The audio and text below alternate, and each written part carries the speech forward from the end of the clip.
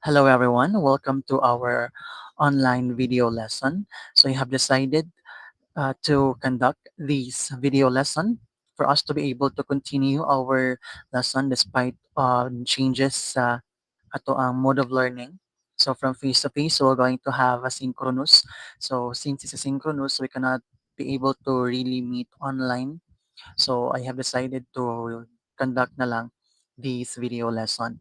And for this um, online learning session, we will be discussing the last lesson for Module 2, which is Lesson 2.3, which is all about integrating natural heritage into social studies, wherein we will be focusing on transforming local landscapes into living classrooms. So I know that you already know what is natural heritage, right? So these includes those different landforms and bodies of water. And for today, we will be focusing on how can we be able to make use of those natural heritage in the social studies curriculum or in our topic. So for today's online session, you will be so after this online session you will be able to, or you are expected to be able to articulate the multifaceted educational value of using natural heritage sites for teaching. Second is identify local natural and cultural heritage assets relevant to your curriculum. And lastly, you'll be able to apply a structured six-step framework to design a contextualize a lesson plan. So from the third na learning outcomes, no, so it's explicitly stipulated there, or it was explicitly stated there that after these online video discussion that you are expected to create a contextualized lesson plan. So it's not just a lesson plan but a contextualized lesson plan which follows the six-step framework, um, which is also being inspired from UNESCO, which will be discussed later on. So let us start our discussion with answering the question, why teach with natural heritage?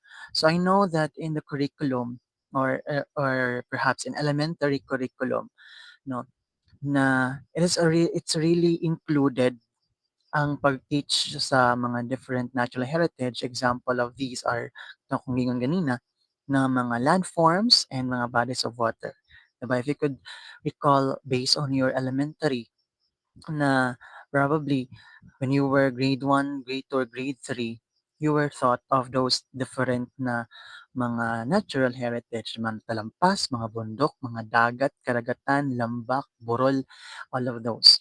Okay, so why do we need to teach this natural heritage? Because it also parang it paves the way in moving beyond the four walls. So remember that learning does not only occur within the four walls of the classroom.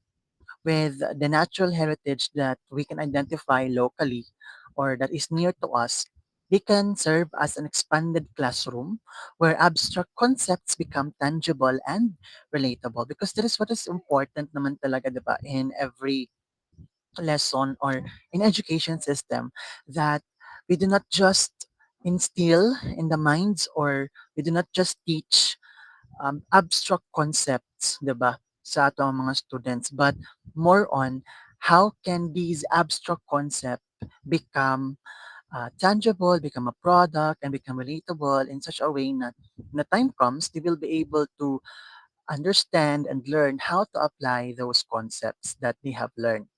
Okay, so again, as you can see here, we have here three bullets. So again, we teach natural heritage to make abstract concepts tangible. Kasi um, sometimes all of these lessons lang naman na ato ang gipang discuss is also can be observed, 'di ba, in the environment. And of course, if you fail to let your student understand these abstract concepts and you did not able to integrate, no, these abstract concepts into the real life, then probably the learning will not be as meaningful as you want it to be. So next is it connects students directly to the subject matter, and it increases engagement and retention because since nakikita ng mga students yung um, importance, 'di ba? Or ang connection ng tinuturo mo sa real life scenario, then that would make your lesson more meaningful. Thus, would increase the students' engagement and the retention of the information or the knowledge. So the core educational value. So remember that teaching um, natural heritage is more than just a field trip. Remember that this approach helps us to reconcile people and nature. 'Di ba? So parang it teaches our students sustainability and balance because remember that human beings or kitantanan, we get all our needs to nature. And sometimes because of our innate behavior according to um, Thomas Hobbes that we are selfish, we often abuse no the resources that we can get from nature.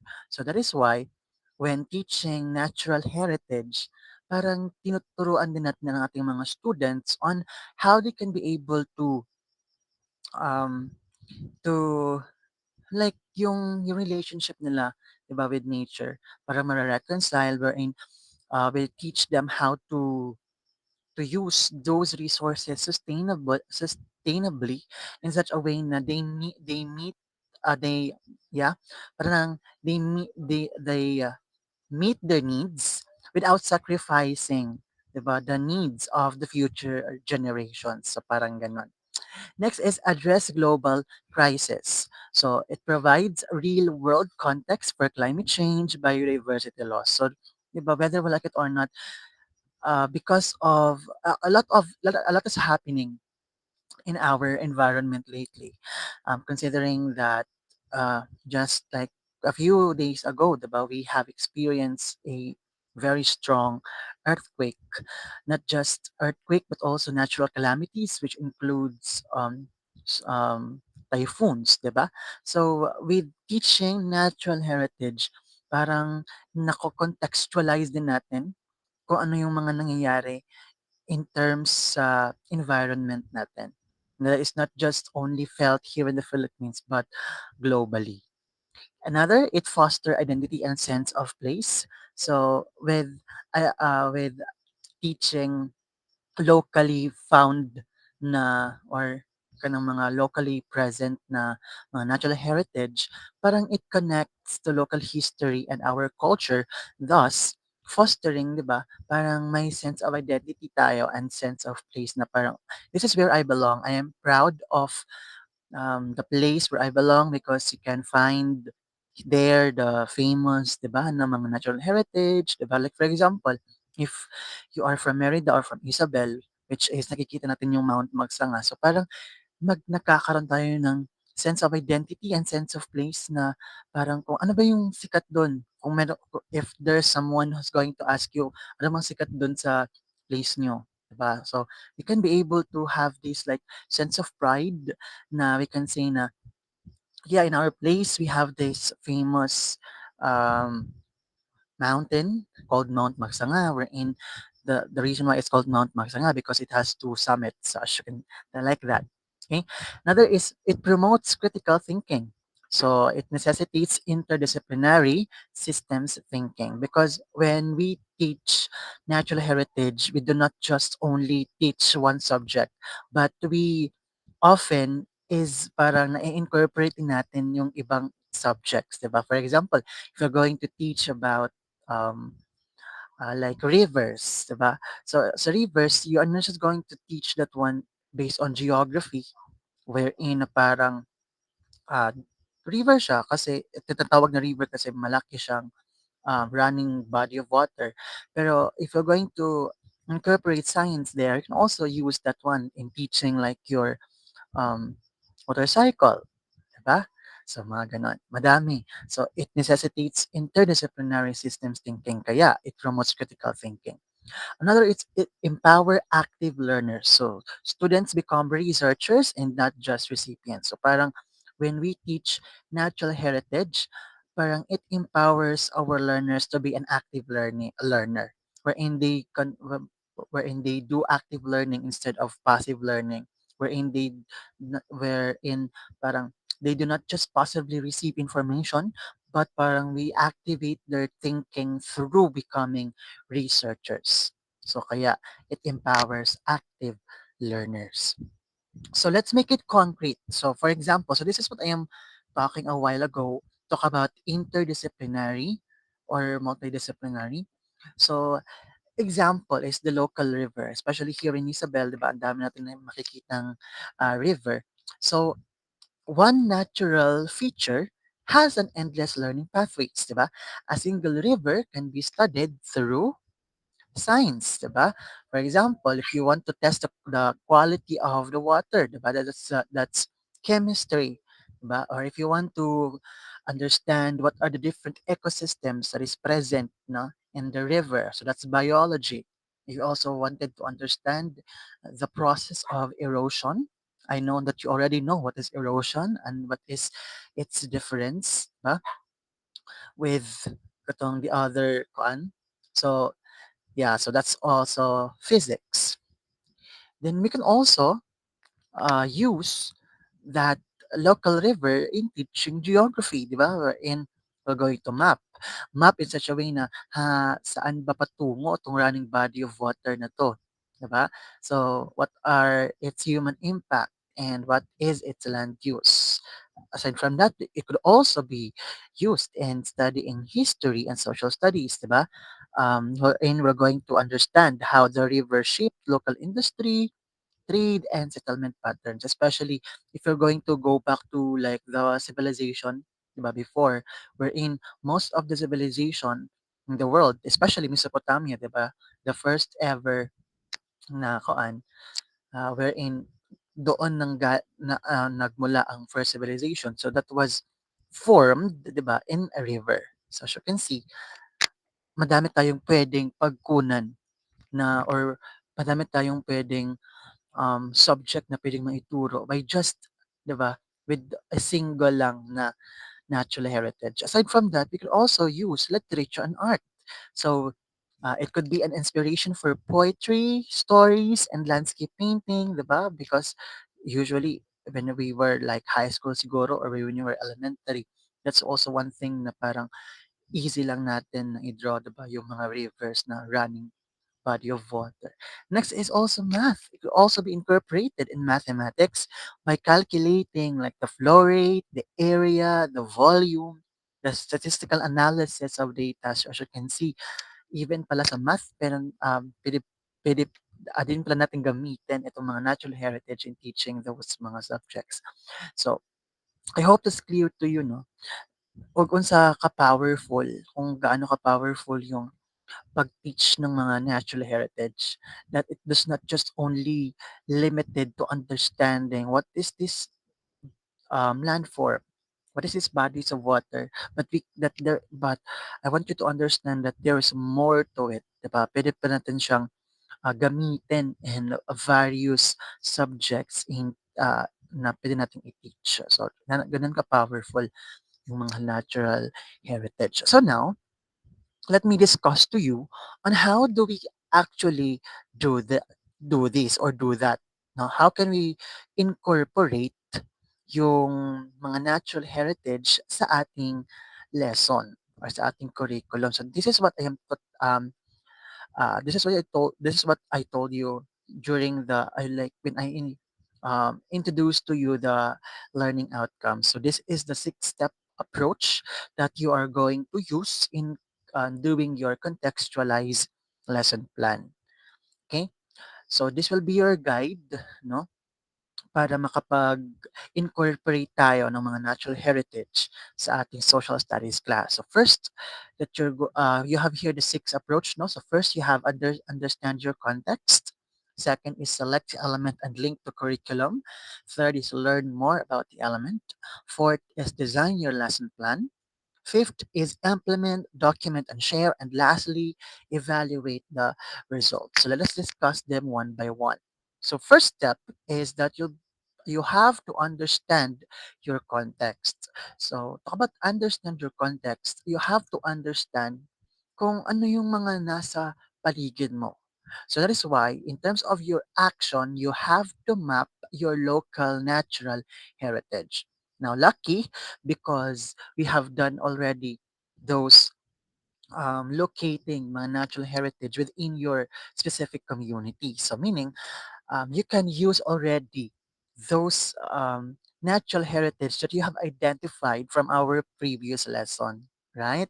So um, we have here some questions that may help you, diba, as your guide in terms of understanding, diba, your context. So for like when you're trying to map your local natural heritage. So we have here some questions like what is within a 20-minute walk or bus ride from school? What is often overlooked? No, a vacant lot, a single ancient tree, a stormwater pond, a community garden. Okay.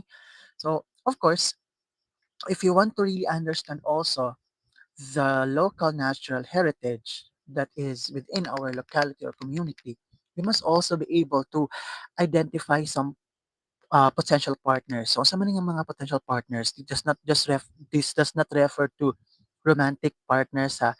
This refers to those people who are knowledgeable, 'di ba? Sa natural heritage. That is also the reason why if you have remembered based atong previous na activity na I really made sure na or part of the instruction was for you to um, conduct an interview, 'di ba, to a certain local na mas nakaibaw regarding the natural heritage. So especially katong mga elderlies, 'di ba, who are already there, 'di ba, na present na during those times na dugay na. So that is why, so the purpose for that one is for you to be able to understand if or to gather more information, diba, regarding your natural heritage. So some possible questions that you may answer is who knows about this place? That is for the identifying partner. So meron bang mga park rangers na naka-assign for that specific landscape? 'Di ba? Local historians, indigenous elders, 'di ba? Parent, even your parent, 'di ba? If they are sorry, if they are um like very like not old no pero parang dugay na sila diha na puyo. So of course they must already have some information regarding that specific natural heritage.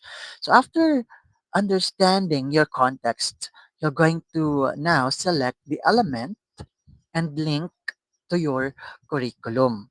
So after you have identified na the context or identified a local heritage, so you must now be able to at least select some elements out of that natural heritage and then see to it if asa nimo siya pwede masulod sa curriculum. Okay? So we have here two entry points.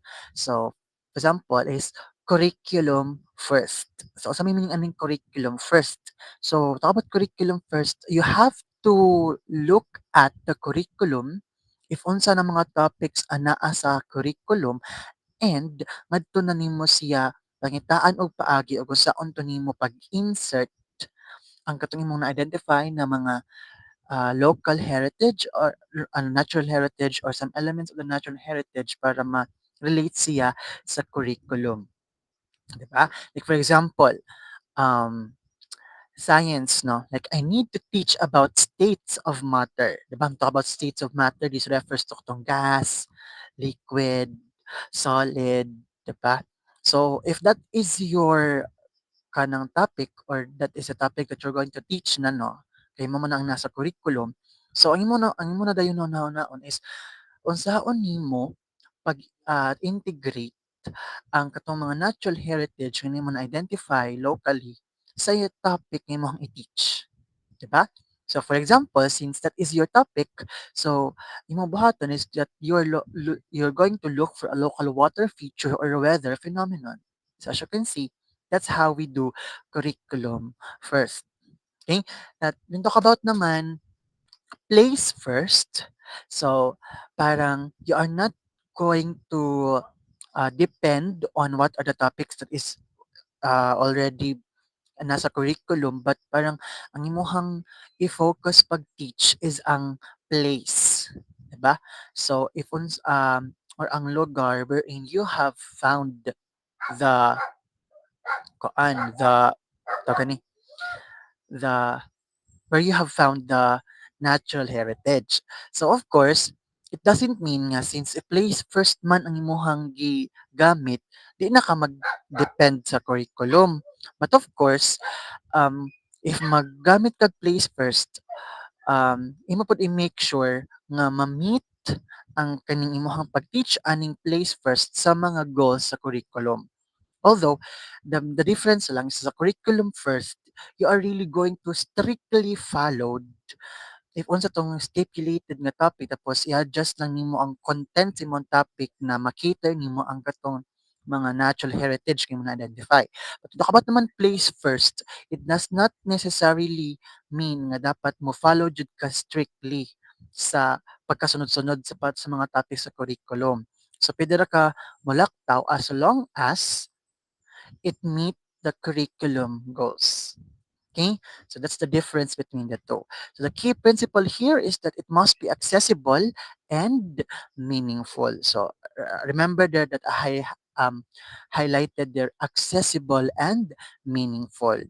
Accessible in such a way na, di ba, we wanted our learning to be contextualized. So whatever are or localized, di ba? Whatever are the things na makita sa locality or nang na-experience sa student, so dapat mo to ato ang gamiton, 'di ba, as basis sa ato ang lesson para at least makita sa mga students ang relevance, 'di ba, para mahimong meaningful ang ilang learning. Okay, next is step 3. So learn more about the element. So aside from katong first no, when you're going to um find a partner or yeah. So you are also going to at least do some like intensive research, 'di ba? By reading scientific papers or any published papers regarding that um kanang natural heritage kay mo na-identify kay basin na ni mga blogs or websites nga gi-feature na siya 'di ba na specific na local natural heritage. So at least 'di ba mas daghan pa kag makuha ng mga information aside sa katong imong gibuhat na interview. So appeal po diri as a learn more about the element is interview, 'di ba? So as you can see there. Pero basta sa step 3 it only focuses on learning more about the element by conducting more readings, 'di ba? Of course, talk about reading, you are not just going to read one source but also multiple sources for at least um, varied ang imuhang knowledge, 'di ba? Mas deep ang imong knowledge regarding the specific natural heritage. And then, this is the fun part, the step 4, you are now going to design your lesson plan. So, you have here defined dual objectives. So you have here subject specific and heritage related. So talk about subject specific, mag-focus ka sa subject. Diba? So for example, students will be able to identify 3 native plant species. Diba? So as you can see, um, focus siya sa subject na or sa topic na inyuhang i-teach. And then heritage related naman, so you're going to focus the the objectives sa katong heritage ninyo ang na-identify. So example, students will explain why invasive species are a threat to local biodiversity. So that is how you design your lesson plan. And this is the fun part actually, and I'm hoping that you already have some ideas regarding on creating a lesson plan considering that you're already second year naman, no? So probably you already have some um idea regarding that one. So after identifying your objectives, so of course you must also be able to choose active and engaging activities that would also like mo ka lang gihapon mo that is still congruent, of course, with your objectives. Because, of course, in every lesson planning or in planning for a lesson, always man jud natong unahon og identify ang mga learning objectives because that's our goal, 'di ba? Our specific goal is na gana natong ma-meet or ma-achieve sa mga bata. So of course, in terms of choosing our activities, so it must also be aside from making sure na it follows the learning objectives, it must also be active and engaging. So, we have here some examples, 'di ba? So aside from the usual, if you're going to teach about natural heritage, 'di ba? Aside from the usual field trip or nature walk, so you may also do another activities like bio blitz, 'di ba? Wherein you're going to let your student identify and count some species they have found, 'di ba? In that specific natural heritage, or for example, depende jud siya sa imuhang kuan, sa subject, 'di ba? Oo, og sa kanang imuhang learning objectives, 'di ba? For example, if science, you may conduct water quality monitoring. So, for example, if you want it to be historic, if mag-teach ka about history, so pwede ka nga mag-integrate also with arts, 'di ba? Photography, then may compare ang yung mga ma-research na previous na mga photos before tapos with the latest photos that your students will be able to capture, 'di ba? Then we also have your land art wherein example, they can create art from natural materials to represent concepts. So, muna siya. That's another kuan. Those are some of the ways on how can you design your lesson plan by integrating natural heritage. So step 5 is, of course, after planning, you must also be able to implement, document, and share. Okay, so in implementing, you have to be flexible. You have to follow student curiosity. Now, I want to emphasize na if unsa to ang nasa lesson plan, it's not necessary na dapat maujud to, di ba? Ang mahitabo during your discussion or during your pagklase. Because remember, lesson plan are there for guide. Dili jud na siya kanang ingon nga dapat if unsay imong gisuwat mao pud yung mahimong script na mag-expect pud ka nga dapat mosunod ang imong mga students based sa unsay imong gi-expect when you were creating your lesson plan because remember na dynamic ang atong mga students, na dynamic ang engagement or ang mga nahitabo inside the classroom. Daghang possibilities na pwedeng mahitabo. So you have to be flexible. And since ang bida man jud always sa ato ang discussion is our student, so if unsa man tong mga kanang curiosity sa mga students, so at least mo to ato ang gamiton as our kuan, 'di ba? As our um guide or a first step, mo ba? Stepping stone for us to be able to discuss the lesson. The next is document. So this is key for assessment and advocacy. So at least if you are already like implementing na no the katong your lesson plan, tapos with integration of the natural heritage. So document, diba? So have a photos, like, or you may also have like journals, mga data sheets na imuhang na-gather, diba? Or video documentaries because this will help you later on, especially when trying to decide whether is your approach effective, 'di ba, para sa student learning. Then afterwards, you may also share, 'di ba, your approach that imong na gamit or or share ang inyong mga experiences, 'di ba? Amplify the impact. So you may present, 'di ba, um, your experiences to the other classes, to the other teachers, to the PTA, 'di ba? Or to the school board para at least if unsa man yung mga na-experience and if you think na effective siya, then it could be na pwede siyang makuhaan og inspiration sa ubang teachers to also follow your approach na gigamit. Another is create a display in the school hallway, 'di ba? talk about kasi sharing, it doesn't only focus on oral sharing. It could also be through mga pictures or kanang mga ipampost sa mga bulletin, 'di ba, para may bawaan if unsa tong mga nahitabo. And then share your lesson plan with other teachers. And the last step, 'di ba, sa UNESCO six-step approach in integrating a national heritage is to evaluate the result. Now, remember that at every learning process, di jud na mawala si assessment or yeah, si assessment. Why?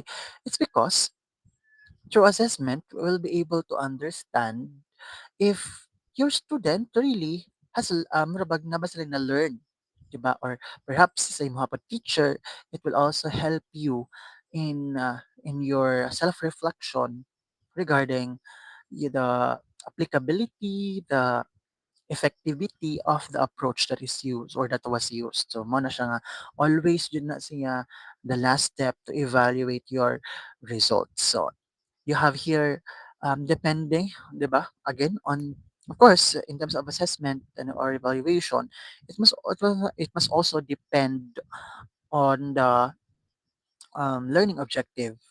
Kailangan man sad nga dili ma-follow ang imong learning at dili congruent si learning objective with imong assessment nga sa imong learning objective nagpa-explain ka tapos sa imong assessment nagpa-multiple choice ka so asa mga tuwang explanation so as you can see dili jud nimo marag dili ma-measure if na-meet ba sa mga students ang objective so as you can see may nana so that's also one thing that we must consider so if puwedeng traditional, puwede pong authentic ang atuang pag-assess. So baka ba traditional, this refers to paper and pencil na mga tests, 'di ba? Like um, true or false, multiple choice, 'di ba? So kanana. Talk about naman authentic. So opposite of traditional, so this may be more of like performance task, 'di ba? Or doing reports, presentation, projects, so muna siya si authentic na assessment. So depende sa kung sa imong ganahan na i-measure from our learning objectives. And of course, it should also be kanang angkop pod sa ato ang content. So, puwede pod na after assessing, puwede pod nato kanang reflection, 'di ba? Um, para at least dili lang si teacher ang makagamit sa assessment but also students. They will be able to reflect on the process of learning that they had, 'di ba, when you implemented katong natural heritage. So, you may use 3-2-1 exit pass. So, sa man meaning aning 3-2-1 exit pass. So, you have there three things I learned about, di ba? So, two reasons why this place is important to protect. And lastly, one action I can take to help safeguard it. So, as you can see, pwede siyang mahimong reflection or pwede po siya mahimo na application. Because as you can see, um, murag you are testing on how the students will be able to apply those knowledge na lahang na-gain when they were learning the content with the use of natural heritage with these 3 to 1 exit pass. Pa? So, of course, when we talk about integrating natural heritage, it is not that easy to implement. Kaya nga sometimes you can only see a few teacher implement in integrating mga local natural heritage because it's not um, easy and it's also a new, diba? Murag bago siya na idea in education. So of course, siguro sa uban hindi na siya bago but uh, here in the Philippines, since we are trained at some point, diba, to be traditional. Sa mga nga parang we frowned on using this approach. So at least with every challenges that we may face in integrating the natural heritage in our lesson, so we have here some tips on how you may be able to overcome those. So, challenge, for example, it's too much paperwork for a field trip, 'di ba? Daghan ng problema sa teacher sa paghimo sa mga forms, daghan kayong forms, 'di ba?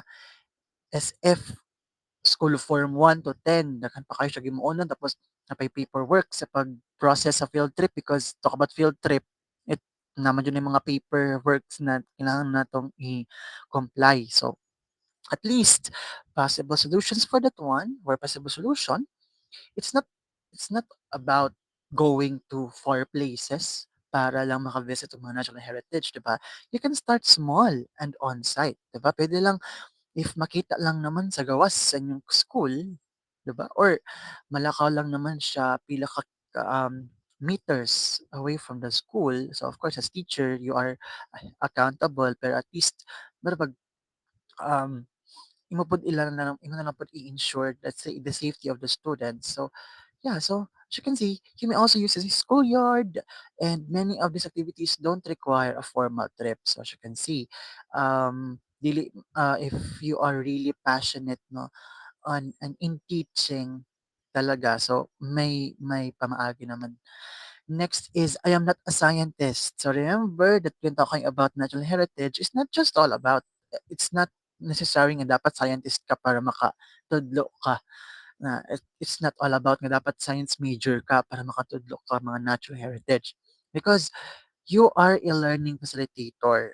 So, imo lang gamiton ang community, 'di ba?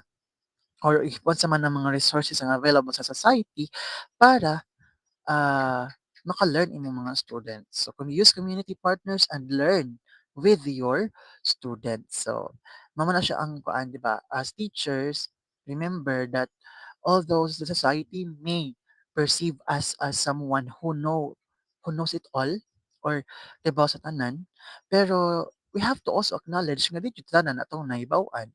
So at least if that is one thing that is holding you back, the idea nga you're not a scientist. So if it's new to you, then learn with your students. Diba? Next is challenge. So it doesn't align with the test. But a possible solution, it builds critical thinking, engagement, and literacy. Skills that improve performance on all assessments. Okay, so we do not just have or dapat dili lang cognitive or more on knowledge ang ato ang ipang build sa ato ang mga students. It must also be the skills. And by integrating natural heritage, it it does not just um, parang helps students knowledge, but at some point it also is helping in fostering or in developing some skills, especially in critical thinking, their engagement, and literacy. So, in conclusion, diba, uh, we have a great role as a stewards. So that is why as stewards of the different resources in the environment, we must be able to teach also our students their responsibilities and role in taking part or in taking care of the environment, or not just environment but we have to be specific about, for example, the natural heritage. So we have here a quote: natural heritage sites are foundational living classrooms. They foster a generation of informed and passionate stewards. So remember that as teachers, we are not just teaching subjects, we are helping students read the world around them and see their place in it. So that is why, as teachers or as future teacher, choose one small step because everything naman na to ang ganahan na ma-achieve starts with one small step. So if you want to integrate natural heritage in your lesson, map your asset, talk to a colleague, and plan one single lesson. Because after that, mag anak-anak na na siya, then it will just be easy for you to implement. no, that approach in teaching. So I hope that you have learned something from our discussion. So again, thank you so much for listening, and I hope to see you soon back in the campus. Goodbye and thank you everyone.